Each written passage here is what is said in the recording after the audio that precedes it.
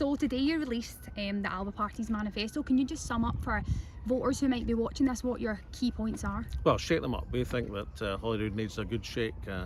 We think, it's particularly with the challenges coming in economic terms, the post-COVID economic challenges. This is the time to think big, to think ambitious.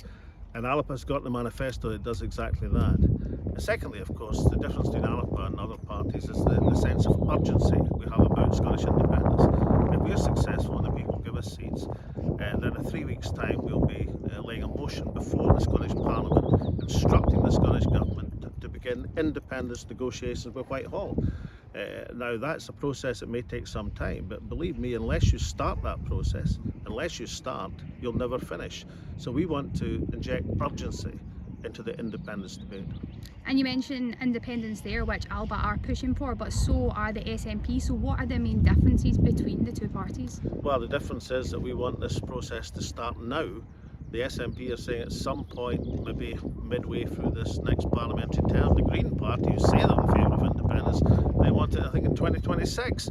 So if you believe that independence is really important for the future of Scotland, it's something that's absolutely vital, something that people have campaigned for, worked for, have got ambitions for, policies for, that will give us the freedom to meet the economic challenges, then you want independence now. It's something for the here and now, not for the hereafter. And also in the manifesto you mention equality between men and women. Are you concerned at all that Scottish women may not back your party as much, just given the recent events? Well, I think fair-minded people know that a predominantly female jury found me not guilty in all charges. I welcome the fact that I'm now able to speak about politics again after a gap of 2 years. But listen, when we launched Alpa a month ago, that exact same question was asked.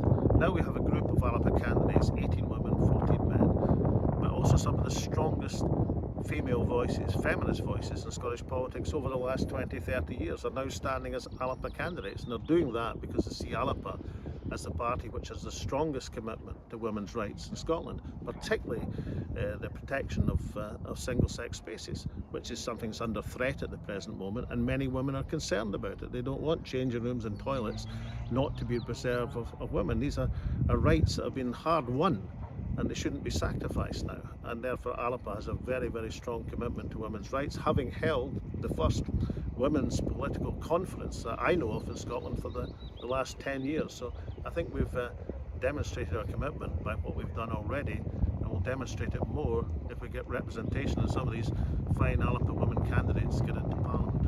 And just lastly, how does it feel to be the leader of a new party going up against a party which you used to lead? Does it feel strange, or how does that feel for you? Well, there's something. I mean, I love the SNP. I always have and always will. But in this election, we have a big opportunity. We're not running in competition with the SNP on the constituencies. We're saying vote SNP in the constituencies. But all the SNP votes on the list are wasted. In the last election, almost 1 million folk voted SNP in the regional list ballot, and got only 4 MSPs because they got so many on the constituency. And the same thing's going to happen again. Now, if half of these folk, half of them, vote for Alpa, then we'll have 30 Alpa MSPs elected, and we'll have a super majority for independence in the Scots Parliament, and we'll make Boris Johnson back down.